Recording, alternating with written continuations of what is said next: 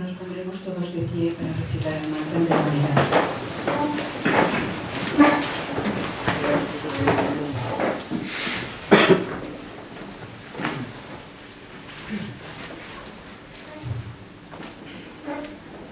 Oh vida oculta que vibras en cada átomo.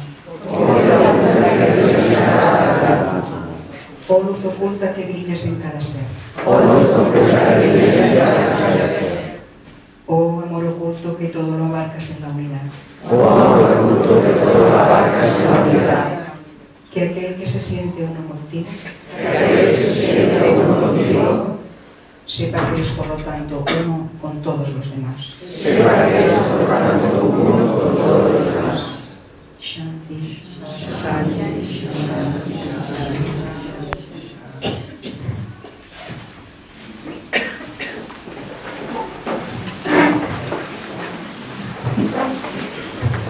Antes de empezar, tengo dos comunicaciones terceros. La primera es para las personas celíacas. Hemos hablado con la dirección del hotel y se disculpan por todos los errores de ayer. Hoy van a preparar comida más específica y van a poner unos cartelitos donde ponga celíacos. No obstante, si tenéis algún problema o alguna duda, tenéis que buscar al chef que se llama Adam, que es el que sabe exactamente qué es, dónde está la comida que podéis comer. El otro anuncio es que para el yoga no había error esta mañana. La sala asignada es la sala donde está el comedor de abajo, no la de al lado. Pondrán un cartelito también para que todo el mundo sepa dónde está exactamente. Muchas gracias. Y ahora os dejo en mis manos. Fernando, tienes la palabra. Gracias. Voy a usar el otro, voy a empezar con el otro. Bien, voy a empezar con este. Si puedes bajar el volumen un poquito, así no. Porque lo puedo hacer, me gusta hablar a viva voz sin micrófono, pero como están grabando, pues entonces hacemos un sacrificio o acción sagrada. Ese es el significado de sacrificio.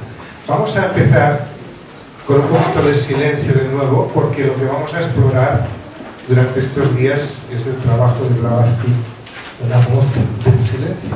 Y vamos a entrar un poco a ver en lo que eso es. Voy a tocar esta campanita.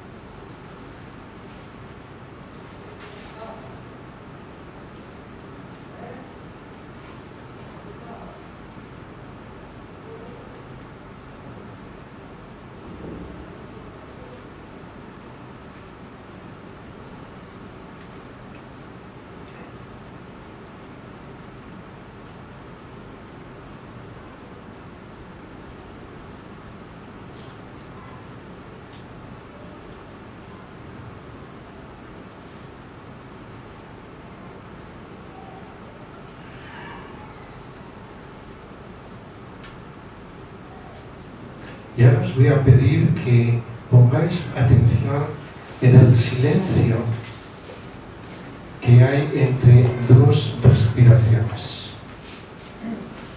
en esa quietud entre la inspiración y la exhalación, el silencio detrás de los pensamientos.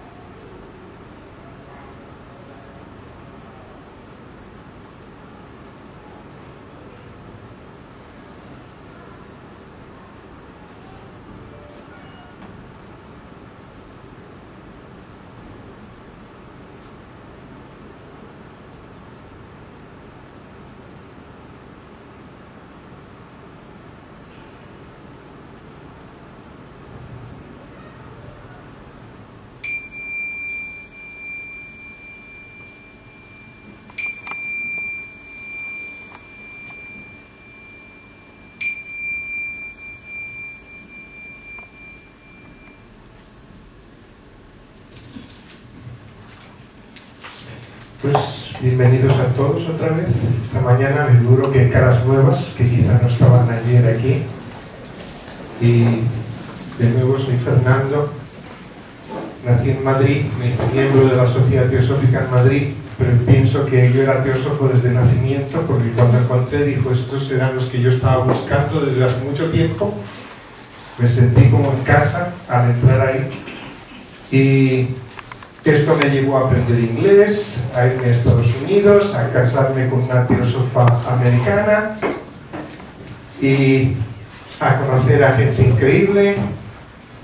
Me llevó a conocer a Krishnamurti personalmente, me lo presentó Radha Burnier en una de las últimas visitas de Krishnamurti a Diyar y al sitio donde él había escrito a los pies del maestro. O sea, innumerables cosas conseguí que me grabaran los Yoga Sutras que me grabaran los Yoga Sutras de Patanjali, Sita Nilakanta, en sánscrito y en inglés, en una cassette. Conseguí una grabación de Leadbeater leyendo los maestros y el sendero con su propia voz, que la tengo por ahí en algún sitio en casa. O sea, esos 6 meses en Adiyar fueron un lujo porque nos encontramos con cantidad de cosas súper interesantes. Vino Indira Gandhi a dar la charla a Nivesan en el centenario de Adiyar, que es cuando estábamos allí. Usamos la ducha de Anivesan, dormíamos en el despacho que había sido de Jinarajadasa y de Damodar Mavalankar. Nos paseamos por la terraza donde se había aparecido los maestros a Olcott y a Blavatsky, etcétera, etcétera, etcétera. O sea, qué mayor dicha que ir a la calle Mayor en Madrid, entrar ahí dentro y decir, ¿qué tengo que hacer para avanzar? Y lo primero que me dijeron, tienes que aprender inglés, porque la mayoría de los materiales están escritos en inglés. Y luego con el Dalai Lama he coincidido. Mi trabajo de los últimos 20 años en el hospital, mi jefe, el que me contrató y que nos conocimos a través del poema de Machado que mencioné anoche, él pertenece al equipo del Mind and Life, que fue creado por el Dalai Lama y el científico chileno Francisco Varela y Alan Ingle, un empresario americano, y es como pusieron en movimiento toda esta interacción entre el budismo o las tradiciones contemplativas, por así decirlo, y la ciencia, que era uno de los objetivos de la Sociedad Teosófica. Siempre ha sido que pudiéramos entrar en comunión con la ciencia para explorar los misterios del ser. Entonces, de una forma o de otra, este otro grupo, gracias a la presencia del Dalai Lama, lo han podido conseguir porque él es respetado en todas partes. Y lo bello de él es que cuando entra en una sala, aunque haya 2000 personas, y empieza a entrar con su...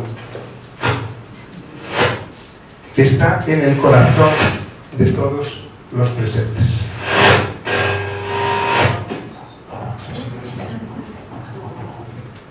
No se le escapa. ¿Así a lo mejor? Sí, así a lo mejor. No se le escapa un alma. Entonces, estos días es por eso que decidí, y lo decidí con Ángeles y con el grupo, ¿por qué podemos explorar en una escuela de verano? Bueno, pues podemos explorar la voz del silencio, porque es el 125 aniversario de la voz del silencio, es una oportunidad. Pero también la senda del Bodhisattva, el camino del corazón, explicado por Santideo. Pero en inglés hay un librito que conseguí, que los comentarios son hechos por el Dalai Lama y son de una belleza tremenda. Esta tarde vamos a explorar esos primeros comentarios del Dalai Lama en este tema. Pero ¿de qué se trata el tema? De explorar lo que realmente somos, la naturaleza de la mente. Y yo no lo puedo hacer solo. Esto es una labor que lo tienen que hacer todos los seres humanos en sí mismos. Y es a través de la colaboración de todos que podemos descubrir lo que es realmente. Porque si yo solo lo veo a mí mismo, voy a tener una opinión limitada.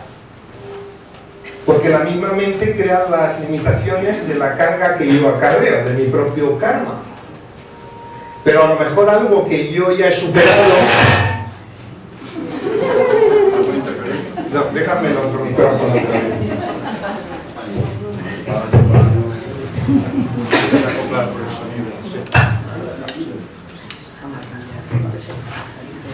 Uno, dos.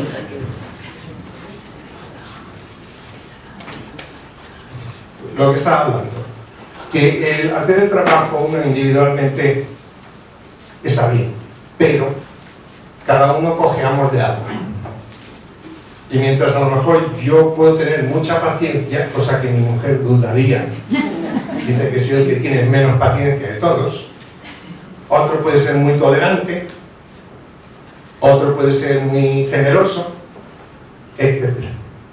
Y entonces es a través de la experiencia de cada uno, pero como grupo, que podemos darnos cuenta de cuáles son los impedimentos que tenemos personalmente para poder llegar a esa quietud interna, de forma que la sabiduría que ya tenemos y la compasión natural que ya tenemos aflore, surja. O sea, no hay que irla a buscar a ningún sitio, ni hay que vendérsela a nadie. La mejor forma de enseñar es en silencio, a través de vivirlo, no a través de contarles las palabras y mira qué bonito lo que dice aquí, mira lo bonito que dice allá. No, cada uno puede ir a lo bonito de aquí y a lo bonito de allá, e ilustrarse, etcétera, etcétera. Pero la mejor enseñanza que uno puede dar es a través del silencio. Esa es la mejor. Y la mejor labor es en el equipo, porque si es por eso que el matrimonio o la relación con otras personas y eso es tan importante, porque uno se cree que es perfecto y esas personas son las que te van a decir no, no, hijo, a ti te queda mucho por andar y te va a doler cuando te lo dicen, claro, porque te creías que eras perfecto. Pero cuando ves que todas esas reacciones que te dan se empiezan a disipar, entonces... Bueno, pues este es Fernando, que tuvo todas esas experiencias y que está aquí con vosotros, y a muchos de vosotros os conozco ya, otros quizás sean caras nuevas, pero como si nos conociéramos desde hace mucho.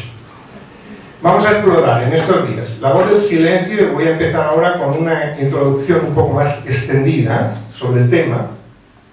Luego esta tarde vamos a explorar bodhicitta, o que bodhicitta en realidad es el compromiso que uno hace para ayudar a aliviar el sufrimiento de la humanidad.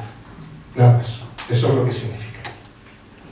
Un compromiso serio a hacer todo lo necesario para ayudar a aliviar el sufrimiento de la humanidad. Eso es lo que es bodhicitta. Y cuando uno se compromete, se compromete. Es por eso que te dicen ya no hay marcha atrás. Ya te has iniciado en ese sendero. Entonces, sesión ahora de voz del silencio, bodhicitta esta tarde, con Shantideva, el Dalai Lama. Mañana seguimos voz del silencio y vamos a ir alternando uno con otro, moviéndonos a través de todo este maravilloso libro hasta llegar al punto donde ambos coinciden, que son los paramitas, que son las virtudes esenciales que ya poseemos. No hay que irlas a buscar a ningún sitio.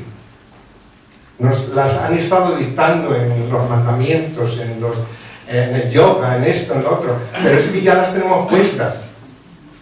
Y no valen las palabras, sino lo que vale es la práctica. Entonces lo que vamos a aprender es a cómo las ponemos en práctica en la vida diaria. Hasta que sea una forma natural en tu vida. No en las reuniones teosóficas. No en cada minuto de cada día. ¿Cómo puedes realizar eso? Para que la sabiduría y la compasión vayan surgiendo de forma natural las 24 horas del día. Porque eso es lo que es meditación. Eso es lo que es meditación. No simplemente sentarse 15 minutos en una silla o media hora en una silla. No, es vivir la vida en el momento presente. Estar en constante comunión, sin forzarlo, que vaya surgiendo de forma natural. Entonces voy a empezar la clase de hoy con un mantra de los Upanishads que normalmente se utilizaba cuando estudiantes y maestros se sentaban a estudiar un tema. En aquella época no había libros, ni había materiales, todo lo había que memorizar, por eso utilizaban sutras o frases cortitas para que los alumnos se pudieran acordar del material. El mantra es como sigue, es un mantra de los Upanishads. Om Sahanau Bhavatu Sahanau Gunatu Sahaviryam Karavavahai Tejastinavaditamastu Adivisavahai Om Shanti Shanti Shanti. Y el significado es que la energía celestial caiga sobre mí para que a través de mis labios surja una enseñanza profunda, que la energía universal llegue a todo el que escuche, para que sus oídos se abran y puedan captar esta enseñanza de forma que les aproveche de la mejor forma posible. Más o menos lo que quiere decir. Y como es de los Upanishads, por eso siempre termina con el Shanti, porque todo mantra basado en los Upanishads, Upanishad significa enseñanzas a los pies del maestro, es el significado que tiene. Y aquí los maestros somos todos, ¿no? Porque yo estoy aquí arriba para que me veáis mejor, pero no, aquí somos todos, no hay nadie más especial que otro. Ok, entonces con esto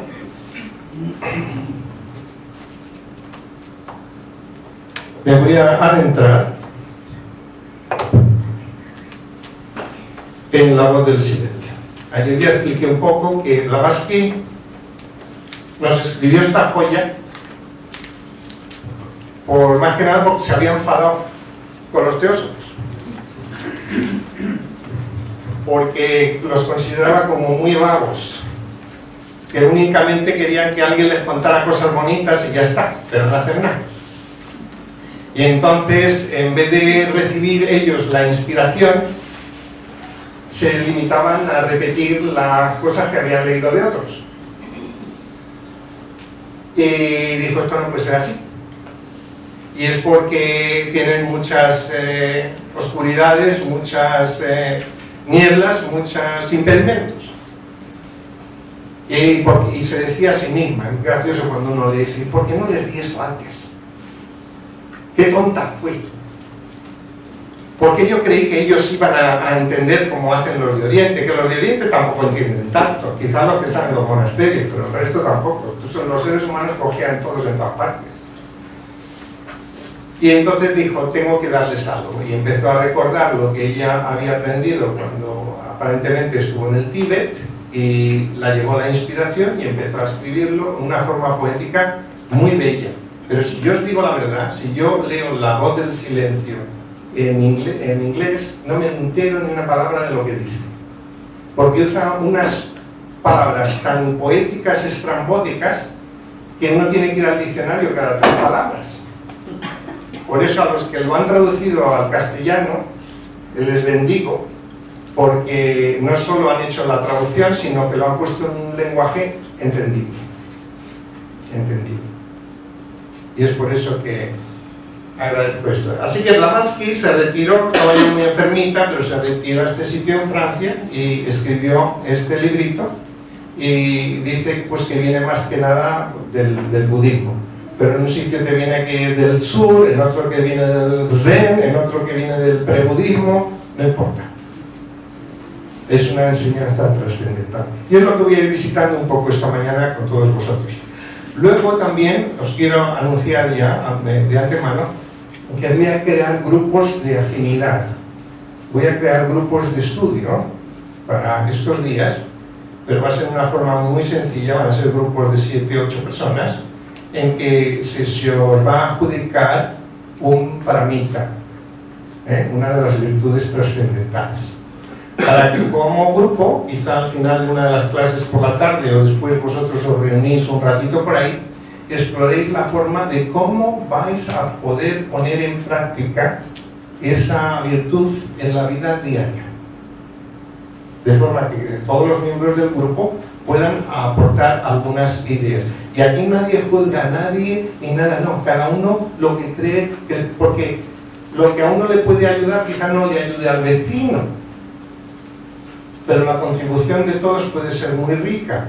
Y después organizaremos como líderes de cada uno de esos grupos, o el escriba, por así decirlo, para que tome algunas de esas notas, y el sábado por la mañana me la dan libre para que sean estos líderes de grupo los que expliquen un poco las formas prácticas de los paramitas en la vida diaria, a través de las cuales podamos manifestar mejor la sabiduría y la compasión. ¿Ok? Es un poco tanto. Ya vemos cómo se va desarrollando. He puesto a trabajar a mi mujer para que haga algunas cositas que me hacían falta para esto. Para que no esté ahí haciendo, bueno, no quiero decir nada. Que luego a lo mejor la habladuría no por ahí y me castigo. La voz del silencio es uno de los libros sobresalientes de los que trata de la vida espiritual. Es bastante completo, pues abarca amplitud de materias relacionadas con el empeño espiritual desde el momento en que se inicia la inquietud espiritual del individuo hasta la visión gloriosa de la perfección. Hasta la visión gloriosa de la perfección. Y esta inquietud inicial del individuo, que te puede surgir en cualquier momento en tu vida, es lo que podríamos llamar iniciación. A mí esto de que hoy ya estoy iniciado de tercer grado, de quinto grado, ¿qué naranjas? Iniciar significa uno que comienza algo, que lo acaba de empezar. Eso es iniciar. Punto. Y eso de grados no tiene mayor importancia. No lo pueden leer en libros y eso, pero al final puede ser más un obstáculo que una ayuda. Su autora, la de este libro, la señora Blavatsky, fue una personalidad sobresaliente del siglo XIX. ¿Cuántos de vosotros habéis leído La voz del silencio? Por favor, levantad la mano. Aproximadamente más de la mitad. Pero hay algunos que... ¿Quiénes no lo han leído? Por favor. Unos cuantos. Muy bien. Os aconsejo que los leáis. Pero vamos a ir repasando esta semana. Su autora, la señora Blavatsky, fue una gran personalidad, siglo XIX. Pocas personas han tenido una vida llena de tanto colorido y al mismo tiempo sufrido tantas persecuciones por proclamar la verdad tal y como ella la entendía. Su tremendo entusiasmo y capacidad como escritora hizo que nos dejara obras tan importantes como Isis sin velo, La doctrina secreta, La clave de la teosofía y finalmente La voz del silencio, que fue su legado. La voz del silencio fue publicado por primera vez en 1889, 2 años antes de que HPB desencarnara, falleciera. Fue, por así decirlo, su regalo al mundo. La voz del silencio es fundamentalmente un libro de budismo esotérico, presentándonos las enseñanzas del Buda, revelando aquellos aspectos de su enseñanza que no han sido entendidos por las gentes del este y el oeste. El budismo esotérico de HPB que presenta en este librito tiene gran afinidad con la filosofía Vedanta del hinduismo. Y de esto nos dice Blavatsky: después de estudiar estos asuntos en profundidad, llegamos a la firme convicción de que el vedantismo y el budismo son sinónimos, filosofías casi idénticas en espíritu. El sistema Vedanta es budismo trascendental o espiritualizado, mientras que la enseñanza del Buda es vedantismo racional o incluso radical. Y os quiero decir ya de entrada que en budismo hay 1000 diferentes ramas. Y cada maestrillo tiene su librillo. Y que hay muchísimos que no tienen ni idea de lo que están hablando, como pasa con otras tradiciones o esto. O sea que hay que andar también con muchos pies de plomo. Uno de los grandes entendedores, por así decirlo, del budismo en Occidente, Joseph Goldstein, que vive ahí en Massachusetts, aquí tengo he acudido a varias de sus charlas y le conozco personalmente. Escribió un libro reciente que se llama Solo hay un Dharma. Solo hay un Dharma. Puede que haya muchas ramas diferentes, pero la verdad es una, como lo indicamos aquí en la sociedad teosófica. No hay Satya Nasti para Dharma, no hay religión o Dharma o enseñanza más elevada que la verdad. La verdad con mayúscula, en profundidad. No mi verdad o tu verdad, pero la verdad. El libro de los preceptos de oro, en el que está basada la voz del silencio, pertenece a la misma serie de libros en los que se basan las estancias de Cian, que es el fundamento de la doctrina secreta. Aquí HPB nos dice que las máximas e ideas contenidas en el libro de preceptos de oro las podemos encontrar regadas en diferentes enseñanzas, particularmente en los Upanishads, en el Bhagavad Gita. Es por eso la similitud existente entre la Vedanta y las enseñanzas de la voz del silencio. De hecho, existe gran similitud entre las enseñanzas místicas de todas las tradiciones religiosas de la humanidad, y la voz del silencio es un libro de misticismo profundo. En realidad, la sociedad teosófica, nuestro segundo objetivo, es explorar las religiones, filosofía y ciencia, tratando de llegar a la raíz de cada una de ellas en lo que coinciden, quitando todos los velos externos para entrar en profundidad en lo que es la auténtica enseñanza. Lo mismo es en la exploración personal de la mente. Lo que tenemos es que quitar los velos que nos impiden limpiar toda esa, como ayer decíamos, malas hierbas que uno lleva cargando en nuestro jardín. Y Krishnamurti, que es el que más, que hoy en día en la época moderna es el que se atreve más, por así decirlo, a cómo afrontar esa dificultad de entender el ser, dice: si uno se queda simplemente en la superficie, que es lo que hace la psicología, se queda simplemente en la superficie, nunca va a lograr limpiar todo lo que uno lleva, y hay que tener como una linterna de la atención para entrar en profundo en dónde vienen esos miedos, de dónde viene ese temor a esto o al otro, entrar ahí en lo profundo. Y eso es parte de lo que vamos a explorar. Sin lugar a dudas, el misticismo trae fresca inspiración a la vida de las personas, en medio de las oscuridades del mundo actual, causadas por el egoísmo humano. Un rayo de influencia mística se está desarrollando y difundiendo durante los últimos años, tanto en Oriente como en Occidente. Y esto es una verdad.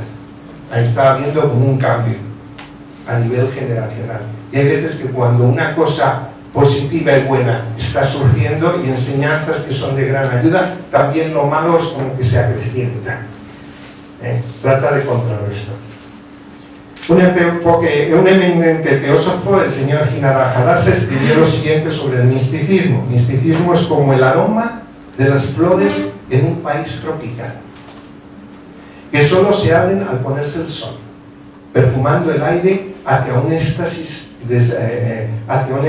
desvaneciente, lejos de los conflictos de la acción, más allá de donde los pensamientos toman forma.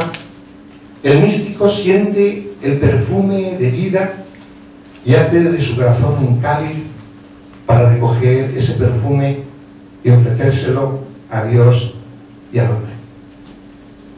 Regocijémonos de que el mundo contenga siempre místicos, porque los místicos son esos hijos de Dios a los que la edad no afecta, que cantan sobre el amanecer de la oscuridad de la noche y que ven la extensión del hombre en la tragedia de la crucifixión. Este es el gran legado de los místicos de todos los siglos. Y simplemente iniciando la noche oscura del alma de San Juan de la Cruz, en una noche oscura, llena de ansias inflamada. Oh, dichosa aventura, salí sin ser notada estando ya en mi casa, sosegada, a oscuras y segura, a través de la escala disfrazada, a oscuras y encelada, estando ya en mi casa, sosegada. Oh noche tan amable, más que la alborada, oh noche que juntaste amado con amada. Y sigue, es bellísimo. Te está describiendo en profundidad el proceso de la meditación. Y está abriendo los canales sutiles para aquello que está constantemente entrando, intentando entrar en uno, para crear una purificación profunda, pueda penetrar y pueda manifestarse y pueda entrar en cada célula, en cada órgano, de forma que el temor, el miedo que nos impide entrar en esa comunión se desvanezca. Y es de ahí, de esa herida de amor que habla Teresa, la mística, que hablan todos los místicos. Haz en mí que soy tu servidor. Y esa es la idea de esta exploración. ¿Cómo podemos llegar a ese punto sin necesidad de irnos a un monasterio? Que no quiere decir que irse a un monasterio te fuera a resultar más fácil, porque muy poquitos de los que van a los monasterios logran llegar a esas alturas. La voz del silencio, siendo una representación del budismo esotérico, pertenece, por así decirlo, a la escuela del budismo contemplativo, en la que está radicado el budismo Zen, basado en la enseñanza de Bodhidharma. Su contenido explora el arte y la ciencia de la meditación. La meditación en sus tres aspectos de concentración, absorción y contemplación: dharana, dhyana y samadhi, según Patanjali, o Patanjali, como digamos en castellano. La enseñanza principal de la voz del silencio es que la mente es el gran destructor de lo real y se le pide al discípulo que destruya la mente. El destruir la mente significa trascenderla, que no te resulte ya un impedimento. Y Blavatsky nos enseña en el curso de los tres fragmentos de la voz del silencio cómo la mente puede ser trascendida con la ayuda de la mente. Yo siempre pongo mente con minúscula y mente con mayúscula. El cuerpo causal que llamamos en teosofía. La mente es una. Lo que pasa es que al entrar en los vehículos inferiores y asociarse con kama, con la sensualidad, lo que ocurre es que queda distraída, queda como fascinada y se identifica a través de los sentidos con todo eso que le rodea, creando una separatividad que no es real, que nunca ha existido, pero para ella se convierte como algo muy real. Y entonces darle la vuelta a la tortilla, por así decirlo, es lo que es muy difícil. Uno tiene que caer hasta el hoyo más oscuro para decir, oye, aquí no hay nada de lo que yo creía que quería encontrar. Y entonces dice, voy a tratar de ir en la otra dirección de nuevo. Y eso es lo que el libro nos está tratando de enseñar. Hay que matar la mente con la misma mente. O sea, que hay que entender a la mente. Hay que entender por qué opera de la forma que opera. Para trascender la mente, con la ayuda de la mente, primero hay que explorar las posibilidades de la mente y así descubrir sus limitaciones. Una mente que no conoce sus posibilidades es una mente torpe, sosa, inútil. Una mente que no conoce sus limitaciones es una mente cerrada. Krishnamurti dice que el cerebro es un instrumento con una energía increíble. Una energía increíble. Pero estamos tan distraídos, tan dispersos, tan idos que no la estamos utilizando. O que no permitimos que sea usada o utilizada en la forma más eficaz. Recientemente estuve con Kairos, ahora en abril, la editorial, y ya han publicado casi 1000 ejemplares. Estuve recorriendo toda su biblioteca, por todas las publicaciones que han hecho, todo su catálogo, por así decirlo. Me dice, yo de los libros que quiero, me quería dar uno muy bonito de Krishnamurti con todas las fotos. Digo, ya tengo ese en inglés. Y me llevé uno que es sobre la biografía de Krishnamurti, pero la última que hicieron. Y es preciosa. Es preciosa. Porque Krishnamurti simplemente, por lo que vi ahí, entendí en profundidad, y yo le conocí en persona eso, pero que él simplemente era un vehículo de algo mucho más superior. Y que de repente, cuando menos se lo esperaba, le inundaba. Y como un protector aparecía en su persona. Siempre que le ocurría esto, normalmente estaba rodeado de 2 o 3 señoras que le cuidaban. En Suiza, en diferentes lugares. Y cuando trataban de acercarse a él, esta entidad, algunas veces hablando como un niño, otras veces hablando como un adulto, no se te ocurre acercarte aquí. Y luego cuando él salía de su trance, por así decirlo, no se acordaba muchas veces, pero era como una preparación, de forma que cuando él iba a dar sus charlas, sus conferencias, había una fluidez, había una inspiración. Él no utilizaba ninguna notas ni nada. Había una enseñanza muy, muy profunda. Se había convertido en un vehículo que no voy a poner nada extraño en esto, puede ser de su propio ser, de su propio ser superior. De su propio ser superior. Y al final sufrió porque decía que es que la mayoría de la gente no lo entendía. Que no captaban. Porque él no sabía enseñar o que todos eran muy torpes.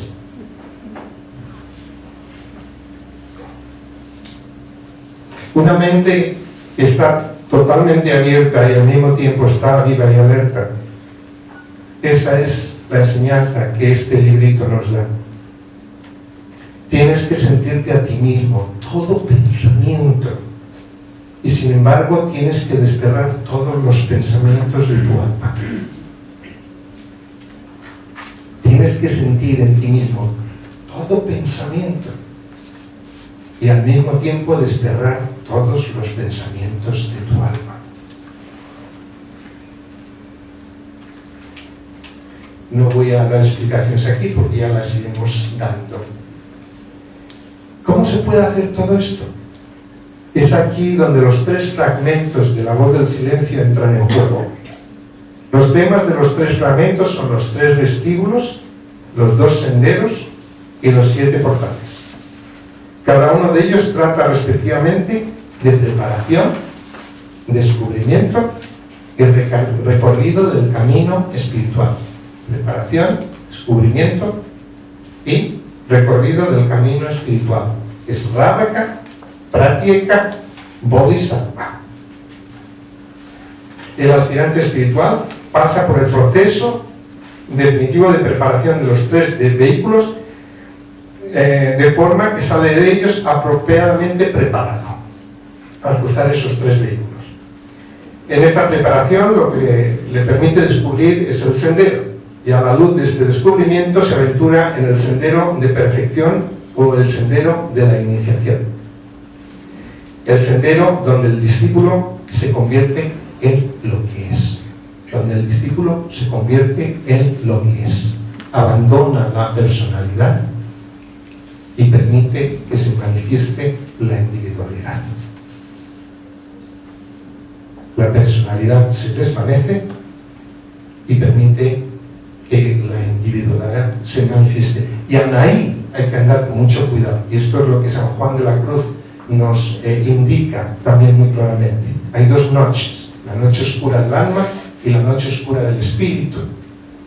La del alma es abandonar todas las banalidades de la vida.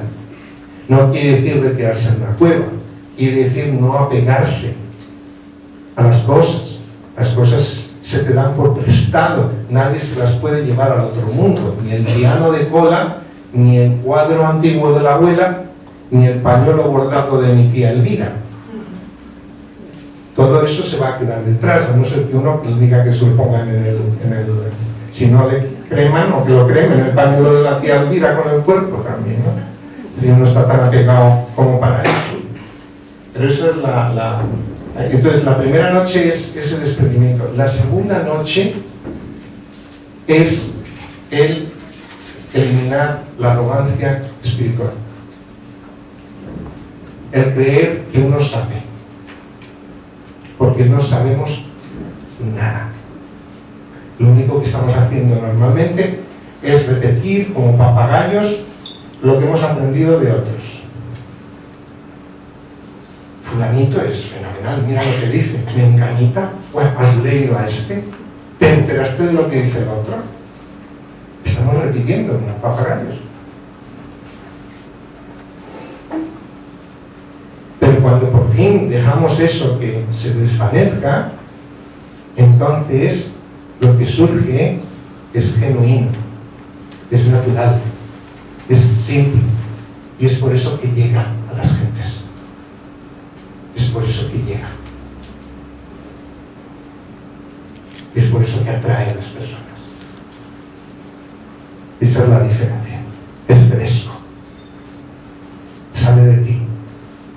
Y no quiere decir que sea diferente de lo que dice el otro en el libro. Puede que sea lo mismo, pero tiene una vida diferente. Está iluminado. Viene una iluminación profunda de la persona.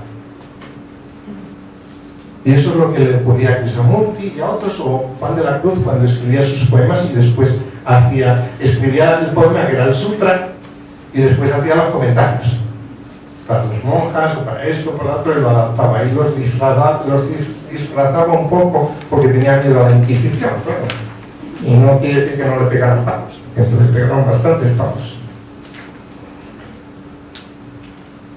El primer fragmento de La voz del silencio habla de las distracciones de la mente humana. Porque mientras la mente esté distraída, no puede llegar al punto de descubrimiento. Y normalmente la mente humana está constantemente distraída, incluso con cosas trascendentales.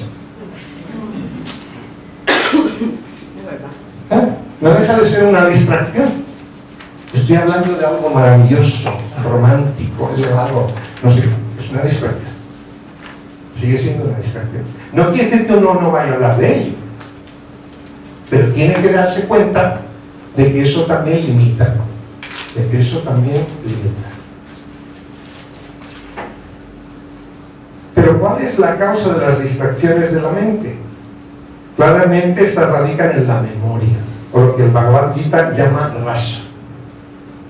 HPB nos dice casi al final del primer segmento: un solo pensamiento acerca de lo pasado que dejaste en pos de ti te arrastrará al fondo y tendrás que emprender de nuevo la subida. Mata en ti mismo todo recuerdo de pasadas experiencias. No mires hacia atrás o estás perdido. No mires hacia atrás o estás perdido. Mucho pasado en la cabeza, depresión. Mucho pasado en la cabeza, depresión, tristeza, angustia. ¿Por qué? Porque el pasado ya se fue. Y no hay nada que puedas hacer ahí, por mucho que lo revivas. Vamos a ir a tu niñez, a ver qué es lo que te ocurría ahí, a ver si podemos descubrir. Olvídate de ello. Olvídate de ello. No le des vueltas a la tortilla. Mucho futuro en la cabeza. Ansiedad. Nerviosismo. Estrés. ¿Qué será de mí? ¿Qué va a pasar? Etcétera. ¿Qué es lo que nos hace vaticinar el futuro? El pasado. La memoria. Bueno, me va a pasar lo mismo. Mira, ese tiene una cara. Esa cara yo la he visto antes. Me da miedo. Seguro que yo a alguien o algo, en una vida pasada quizás, yo tuve algo con esa persona. Ya estamos. Atrapados en el asunto. Solo hay un momento para estar vivos. Y es el momento presente. Y a mis pacientes siempre les digo, y esta gente no sabe nada de teosofía ni nada de eso, y lo entienden todo muy bien, lo entienden quiere decir de corazón, no de cabeza, de corazón. Digo, por favor, en estas clases vamos a aprender a aligerar ese saco de desdichas que llevamos acarreando y que apenas si nos permiten andar. De tristeza, ya sean reales o inventadas, pero por favor no pongáis nada más en el saco a partir de ahora. Cualquier cosa que se os presente, si la podéis solucionar, la solucionáis. Y si no podéis solucionarla, la tiráis por la ventana o se la dais al vecino. Pero por favor no la metáis en el saco, porque no merece la pena. Y al mismo tiempo, según vamos viviendo y según vamos meditando, vamos limpiando ese saco de materia, porque las cosas que están ahí no tienen por qué estar. Y si están por alguna razón, míralas, resuelve y déjalo ir. Esa es la idea también de este proceso. Pero ¿qué es lo que la mente no distraída descubre? Descubre la visión correcta, la percepción correcta. La percepción correcta.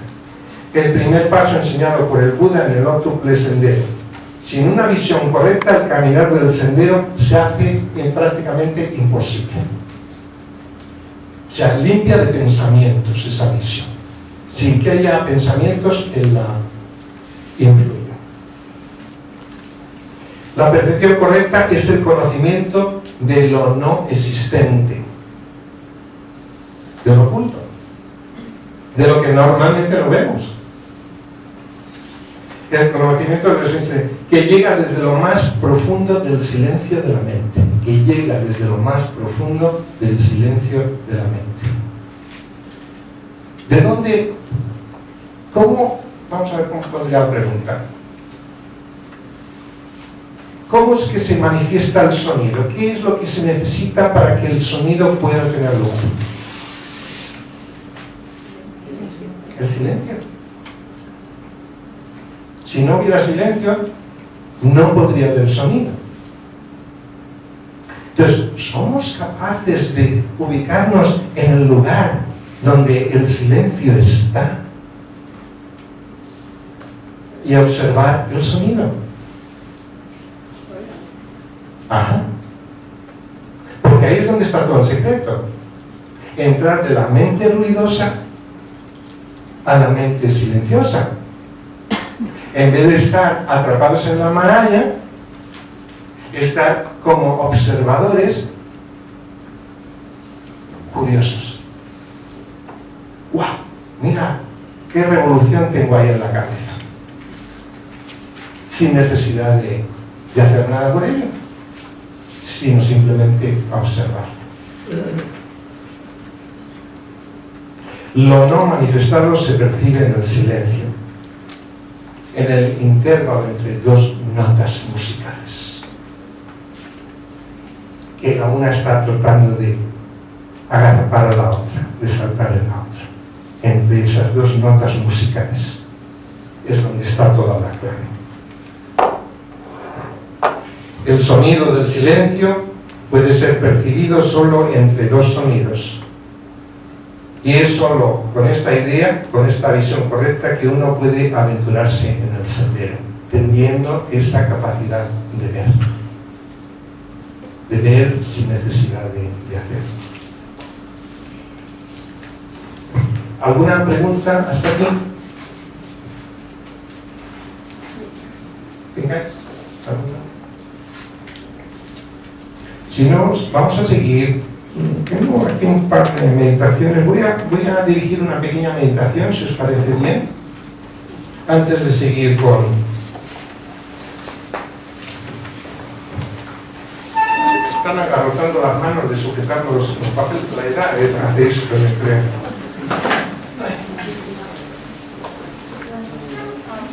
Una pequeña pregunta. Sí. Dime. Cuando has hablado del poeta Antonio Machado, ayer también hablaste, pero en vez de decir Antonio Machado,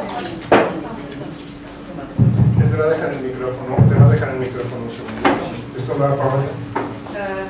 Ayer nos hablaste de un poeta de Tenerife, no me acuerdo bien el nombre, pero lo mencionaste y hoy con la misma frase mencionaste a Antonio Machado y esto por un momento me ha perdido al inicio de la conferencia. Hablé de Jorge Manrique. Exacto. Ah. Y hoy con la misma frase has puesto el nombre de Antonio Machado. No. No era la misma frase. Entonces, disculpa, porque fui yo que lo confundía. Manrique es el recuerde el alma dormida, vive el seso y despierte contemplando. Bueno, cómo yo se soy pasa muy la contra vida. este tema y es muy que No, eran distintos. Ok, sí. Te doy un librete para que sepas si me está así.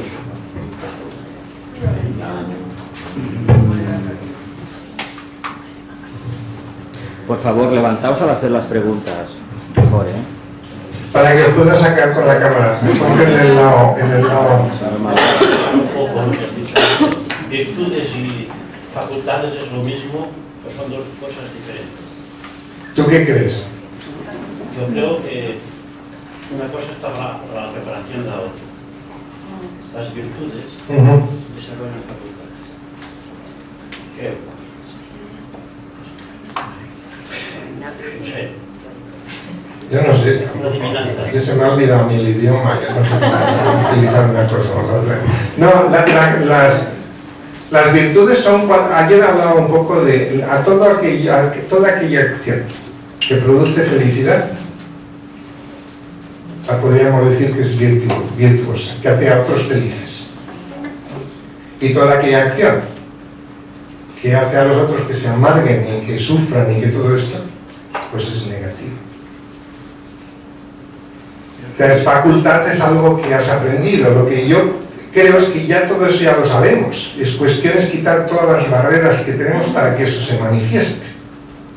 Entonces, cultivar una virtud, para mí, es tener un nivel de atención claro en el momento presente, de forma que todo aquello que esté impidiendo que esa belleza se manifieste, al observarlo cuidadosamente, aprendamos a dejarlo que no interfiera ya nunca más.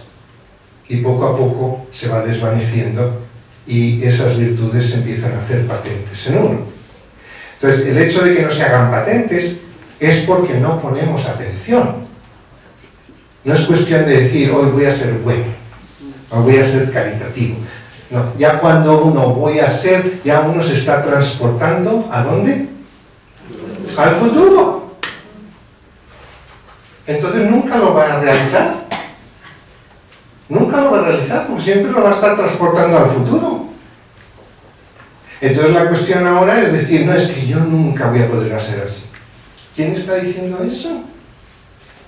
¿Quién lo está contando? ¿La vagancia interna? ¿Tienes tanta vagancia que eres incapaz de poner atención en ese punto? Y de nuevo, no es crítica ni es juicio, sino es simplemente observación. Porque yo mismo estoy creando impedimentos. Entonces, facultativo, el que es capaz, el que ha aprendido, es el que precisamente observa con atención los impedimentos para que estas cualidades que uno ya posee puedan manifestarse de forma natural, no de forma pretendida. Hoy me toca ser buena. No. El Bodhisattva no piensa en ninguna de esas cosas, no tiene que pensar en ellas, surgen de forma natural en él. Y en cualquier lugar donde va, conecta. Sabe conectar. Y es lo que se habla aquí en todo este proceso El bodhisattva aprende a hablar en la lengua de las gentes. Habla de una forma tal y con tal fluidez que incluso con gente analfabeta, incluso con gente con trastornos mentales, cuando se expresa, parece como si los trastornos mentales hubieran desaparecido en esas personas. ¿Por qué? Porque no les está hablando al cerebro, les está hablando de corazón y al corazón. ¿Y los trastornos mentales dónde están? En la cabeza, pero no en el corazón. Y la conciencia puede expresarse a cualquier de esos niveles. Entonces, si esta persona tiene la capacidad al entrar en ese cuarto, al entrar en esa sala, al estar con esa persona, a permitir que la conciencia del otro y la tuya bajen a la altura del corazón, entonces los impedimentos desaparecen. Que no quiera que esa persona después vaya a volver y tenga que tomar sus medicamentos para la esquizofrenia, para el esto, para el otro. No, va a necesitar seguir teniendo. Pero por un momento ha habido un momento de lucidez en ambos lados. Las dos partes han entrado totalmente, incondicionalmente en el momento presente. En el momento presente. Las barreras se han disipado. Y es bellísimo cuando uno ve esto, cuando uno ve que esto ocurre. Porque entonces te das cuenta que es posible. Que es posible. Y es ahí donde tenemos que hacer un esfuerzo y un trabajo muy grande individualmente, que nos lo vamos a ir aprendiendo estos días. No es una cosa de risa. Yo digo siempre, yo trato de ser muy jocoso y muy divertido en mis clases, pero no es una cosa para tomarse la risa, es un asunto tremendamente serio. Porque estamos obligados a ser plenos y a dar lo mejor en nosotros. Esa es nuestra obligación. Pero estamos constantemente diciendo, yo no soy capaz. Quizá en 3 encarnaciones pueda. Aún no estoy preparado para eso. Yo estoy simplemente arañando las puertas del sendero. Digo, naranja, no digo palabrotas porque no, pero me dan ganas de decirlas algunas veces. Dices, no pierdas el tiempo. Que hay mucho trabajo por hacer y que hay mucho sufrimiento en el mundo.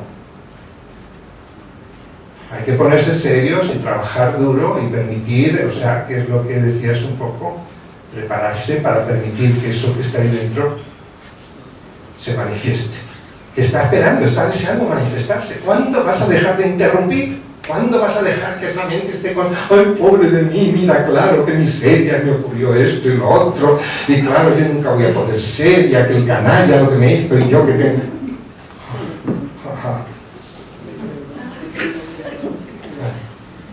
La verdad humana, ¿no? Por eso resulta divertido. Por eso Blavatsky decía, 2 cosas muy importantes, los 2 sentidos más importantes. ¿Sabes cuáles son? El sentido común y el sentido del humor. Hay cosas más importantes en esta vida. Esos son los 2 sentidos más principales. Bueno, vamos a seguir. Más o menos nos entendimos en ese asunto, Salvador. Mi querido amigo Salvador, ahí estamos recordando, visitamos Mollerusa con mi mujer cuando éramos novios todavía, que eso en aquella España no se permitía. 32 años han pasado de que fuimos a Mollerusa. Ahí con el señor, ¿cómo se llamaba el pastor aquel que tenía la eterna juventud? No te preocupes. ¿Cómo se llamaba el pastor que tenía? Isidro Cornet. Isidro Cornet, que tenía la doctrina... No era pastor, era pintor. Ah, pintor, pero no... Pero bueno, lo que fuera, lo que le tocara, ¿no? Pero... Una granja de gatos. Pero te guardaba la doctrina secreta en una manta de estas de aceitunas, en una cabaña, porque para que no se la quitaran las fuerzas fascistas o lo que fuera, ¿no? Se la sabían de memoria. Se la sabía de memoria. Se sabía de memoria la doctrina secreta. Y era bajito, con una boina de estas con el chirrito así arriba, ¿sabes? se acordaba del chocolate con churros que comía en la anterior encarnación cuando era vidantino. Ah, es verdad, no me acuerdo. Pero había churros en aquella época.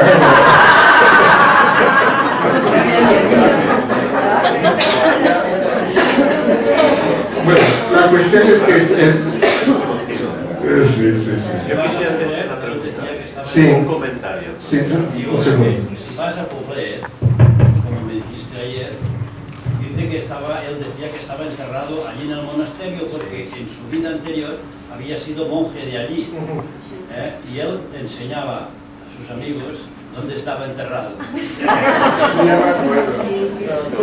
Sí, por favor, José. Bueno, yo quiero romper una lanza en favor de todos los presentes, porque nos has dicho en más de una ocasión, ayer y hoy, que todos tenemos nuestro huerto, y que en nuestro huerto, nuestra parcela, nuestro jardín, crecen grandes malas hierbas, abrojos, matorrales. Pero no hay que olvidar que cuando sacamos las viejas, las malas hierbas, los matorrales, etcétera, etcétera, nos encontramos con unas plantas pequeñas, hermosas, que son las cualidades, las virtudes de nuestro jardín, que están cubiertas por los matorrales. Si sacamos los matorrales, ¿qué es lo que va a quedar?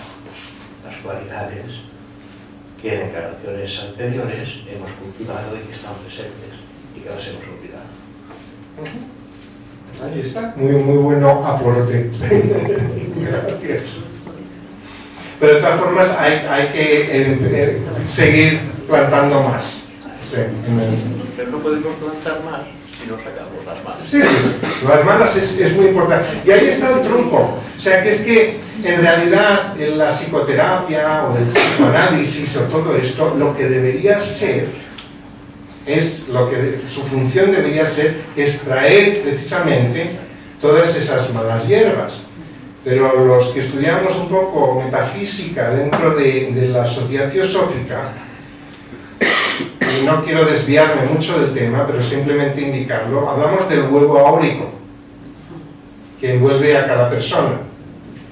En las investigaciones científicas más recientes se ha visto que en la célula más primitiva, más diminuta, el asiento de la memoria está en la membrana de la célula. Y entonces es esa membrana de la célula la que reconoce a su alrededor, debido a memoria, lo que es nutriente, lo que le viene bien, y también los desechos que tiene que sacar, que no le convienen al organismo. Entonces, esta función de la que hablamos, de quitar malas hierbas de la mente, ayudando a la mente, es permitir, al dejar de interferir y ubicarnos en el silencio, en medio, el poder ver esas malas hierbas no solo en su superficie, sino entrar hasta la mismísima raíz, hasta lo más profundo.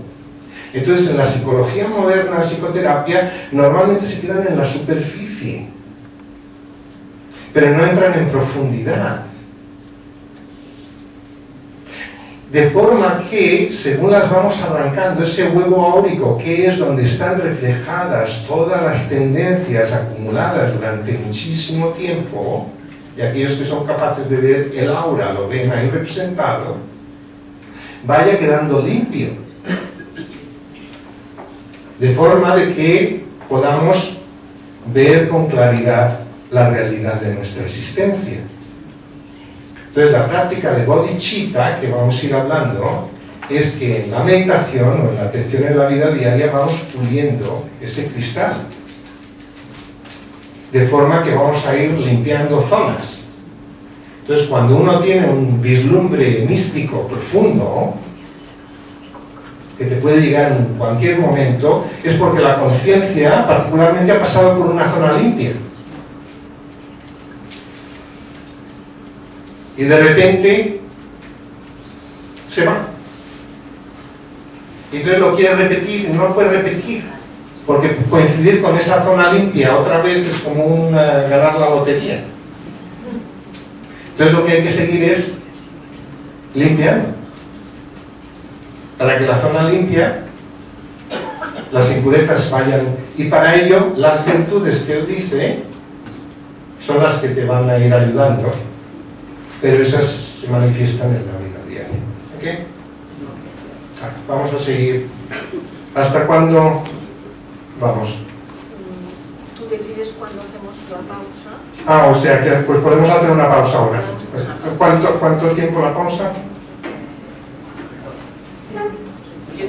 10 minutos. Un cuarto de hora. Después empezamos con una meditación y ya entro en la segunda parte de esta sesión. ¿Okay? Pero tratar de mantener no mucha bulla, a charlar, pero